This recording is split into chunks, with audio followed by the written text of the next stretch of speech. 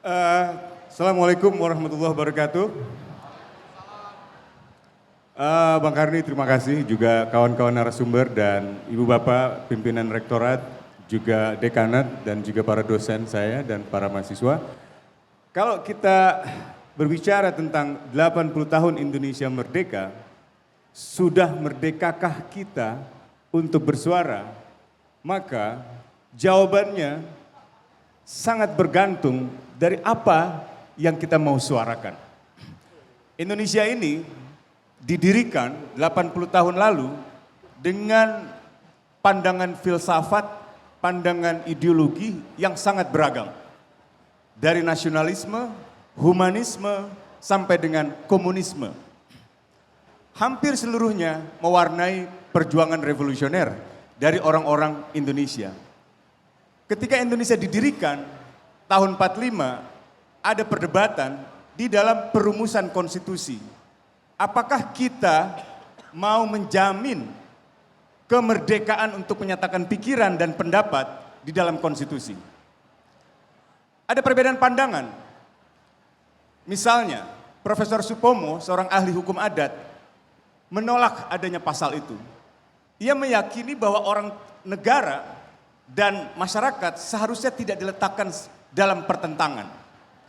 Dia percaya pada totalitas antara negara dengan masyarakat. Karena itu dia menolak ada pasal kemerdekaan menyatakan pendapat. Sementara Muhammad Hatta mengatakan kita perlu kemerdekaan menyatakan pendapat. Kenapa? Kalau tidak ada kemerdekaan menyatakan pendapat, maka negara yang kita dirikan hanya akan menjadi negara kekuasaan, bukan negara hukum. Apakah kita mau membangun negara kekuasaan, kawan-kawan? Apakah kita mau menerima negara kekuasaan atau negara hukum? Tentu tidak. Pada akhirnya perdebatan itu berujung dengan jaminan kemerdekaan menyatakan pikiran dan berpendapat. Tetapi perkembangan politik Indonesia tidak linier, ada pertarungan ideologis. Tahun 50, kaum sosialis Indonesia banyak mewarnai perumusan konstitusi. Jaminan hak asasi manusia jauh lebih banyak. Tetapi tahun 55, tahun 57 terjadi lagi pergolakan.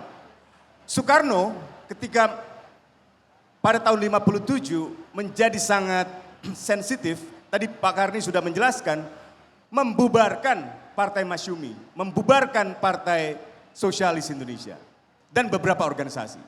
Jadi ada pergolakan yang kelihatannya memperlihatkan betapa kemerdekaan untuk bersuara itu tidak selalu mudah, tidak selalu hitam putih. Ditambah lagi tahun 65 ketika Jenderal Soeharto naik bersuara dengan pandangan Marxisme dilarang. Bersuara dengan pandangan filsafat Marxisme atau Leninisme itu dilarang.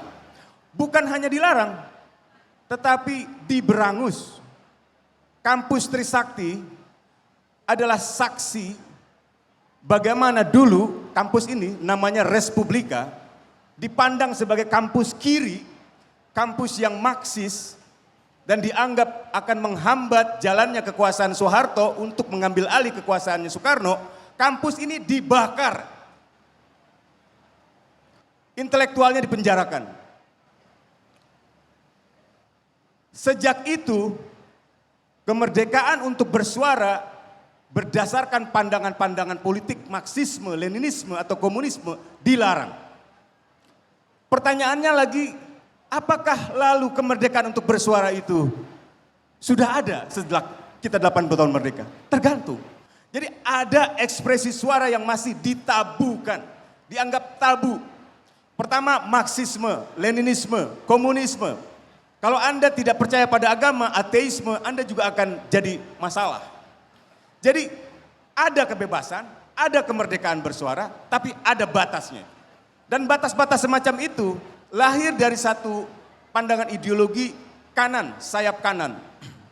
Sayap kanan ini adalah pandangan ideologi yang anti pada kebebasan, kebebasan sosial terutama. Dan sekarang ini sedang berkembang di Amerika di bawah kepemimpinan Donald Trump, di India di bawah kepemimpinan Narendra Modi, di Hungaria di bawah kepemimpinan politisi Viktor Orban, sampai dengan di Turki di bawah kepemimpinan Recep Tayyip Erdogan.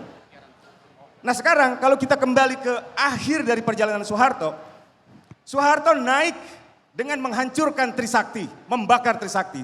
Tapi Soeharto jatuh karena Trisakti. Apa yang tadi disampaikan oleh Bung Maman tentang peristiwa 12 Mei 98, tentang nilai kebangsaan di dalam kampus ini yang dipersatukan oleh peristiwa 12 Mei, itu sebenarnya adalah pandangan nasionalisme berdasarkan kemanusiaan. Sayangnya seringkali orang-orang yang berkuasa menggunakan nasionalisme yang anti pada kemanusiaan. Dan ini sebenarnya tantangan politik sekarang ini. Kalau Anda baca seluruh laporan tentang keadaan politik di dunia, keadaan demokrasi di dunia, maka Anda bisa melihat bahwa dunia hari ini mengalami kemunduran politik luar biasa. Kalau di dalam laporannya Fidem, ini adalah lembaga indeks demokrasi Swedia yang didirikan tahun 1890-an, artinya sudah 100 tahun lebih mencatat perkembangan keadaan politik di dunia, keadaan demokrasi di negara-negara di dunia. Untuk pertama kalinya Indonesia tidak lagi masuk dalam kategori demokrasi. Bahkan ada dua kategori demokrasi, demokrasi penuh dan demokrasi elektoral. Bahkan kedua-duanya Indonesia sudah tidak lagi ada di sana. Indonesia sekarang untuk pertama kalinya menurut Fidem Institute masuk ke dalam kategori electoral autocracy.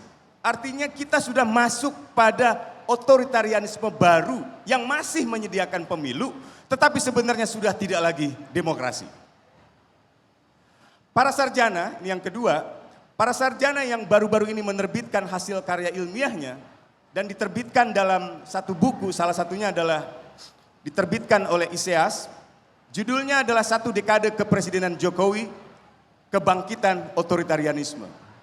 Sebagian adalah sarjana-sarjana dari kampus di luar negeri, sebagian adalah sarjana-sarjana dari dalam negeri. Kesimpulan mereka, ruang publik Indonesia, ruang kebebasan sipil Indonesia semakin menyempit. Di dalam demokrasi seharusnya tidak ada penyempitan kebebasan, termasuk berpikir, berpendapat, berekspresi. Yang kedua, tidak ada lagi ruang yang cukup untuk partai di parlemen beroposisi menjadi penjaga dan penyeimbang atau pengontrol kekuasaan. Yang ketiga, dan ini indikator yang paling minimalis dari sebuah demokrasi, yaitu pemilu yang berintegritas. Sampai tahun 2019, Indonesia di dalam catatan-catatan indeks demokrasi dunia, di dalam catatan para sarjana politik di dunia, selalu dikatakan memang Indonesia punya masalah dengan kemerdekaan berekspresi, punya masalah dengan kebebasan beroposisi, tapi pemilunya adalah pemilu yang bebas dan adil. Tapi penilaian itu berhenti di tahun 2024. Karena pemilihan umum di Indonesia sudah tidak dipandang lagi sebagai pemilu yang sepenuhnya punya integritas. Dengan demikian, kita punya tantangan besar. Apa yang kita perlu lakukan? Bagaimana melakukannya? Nah, saya kira reformasi 98 tidak dengan sendirinya memberikan segalanya kepada kita. Kalau kita mau bicara misalnya reformasi 98, tentu saja ada banyak indikatornya. Di kampus ini juga pernah terlahir 6 visi reformasi. Visi yang pertama misalnya adalah amandemen konstitusi untuk membatasi kebebasan, untuk membatasi kekuasaan presiden dan melakukan desentralisasi. Dua agenda itu berkali-kali coba dirusak oleh kepemimpinan Jokowi dengan mencoba memperpanjang kekuasaannya sebanyak 3 kali. Untungnya ada gerakan sosial, gerakan mahasiswa, gerakan sipil yang menghalangi itu. Yang kedua, masalah desentralisasi. Kalau kita lihat baru-baru ini, kenapa daerah menaikkan pajak-pajak bumi dan bangunan? Salah satunya adalah karena pemangkasan belanja daerah oleh pemerintah pusat. Apalagi kalau bicara Papua, penentuan pengelolaan sumber daya alam Papua, nikel dan lain sebagainya, Maluku tentang sumber daya alam nikel dan sebagainya, tidak lagi dikendalikan oleh otonomi daerah, tapi oleh pusat. Artinya agenda reformasi untuk desentralisasi, untuk otonomi daerah, apalagi otonomi khusus, sekarang ini sedang mengalami kemunduran. Yang ketiga, duifungsi ABRI. Duifungsi ABRI pada dasarnya mau membicarakan bagaimana agar militer tetap fokus pada urusan pertahanan. Di dalam masa Orde Baru mereka bukan hanya mengurusi masalah pertahanan, tapi mengurusi masalah-masalah di luar pertahanan. Sekarang ini ya dimulai dari pemerintahan Jokowi, remilitarisasi sedang terjadi. Jadi penempatan militer di dalam berbagai hal, dari mulai penanganan masalah COVID sampai dengan pembentukan batalion-batalion teritorial, itu adalah bertentangan dengan agenda reformasi. Kalau 100 batalion didirikan, setidaknya bisa menguasai 20% kabupaten di Indonesia. Kalau 500 batalion dibentuk, seperti yang sekarang ini rencananya dibuat oleh Menteri Pertahanan, maka seluruh wilayah kabupaten bisa berada kembali di bawah kendali militer. Artinya, penyelenggaraan pemilu, penyelenggaraan pemerintahan daerah, penyelenggaraan peradilan di semua tingkat akan berada kembali di bawah pengawasan militer. Singkatnya, kita sedang mengalami kemunduran reformasi itu. Yang keempat, soal pemberantasan korupsi. Pemberantasan korupsi di tahun 98 ditandai dengan suatu tekad untuk mengadili siapapun yang terlibat korupsi. Termasuk kalau ia adalah seorang Presiden Soeharto. Yang terjadi belakangan ini, pimpinan MPR berusaha menghapus nama Soeharto. Dan itu jelas adalah kemunduran reformasi. Yang kelima adalah masalah misalnya penegakan hukum. Apakah penegakan hukum berjalan secara adil? Banyak sekali para sarjana Thomas Power atau Sukidi dari Indonesia yang mengatakan bagaimana hukum dijadikan senjata untuk mengendalikan lawan politik, untuk menyerang lawan politik. Kasus terakhir Tom Lembong, Hasto, atau kasus sebelumnya Airlangga Hartarto, Ketua Umum Partai Golkar, yang dipaksa untuk menyerahkan jabatannya dengan ancaman perkara hukum di Kejaksaan Agung. Jadi hukum ditegakkan bukan untuk keadilan, tapi untuk memastikan legitimasi kekuasaan. Dan yang terakhir soal hak asasi manusia. Apakah kasus Trisakti selesai, kawan-kawan? Apakah ada keadilan untuk peristiwa 12 Mei 98? Jangankan untuk 12 Mei, untuk begitu banyak peristiwa pelanggaran HAM di negeri ini, belum ada yang selesai. Ditambah dengan pelanggaran HAM yang baru. Dengan kata lain saya mau katakan dengan skeptik bahwa kita belum merdeka di dalam bersuara. Terima kasih. Ini Pak Karni.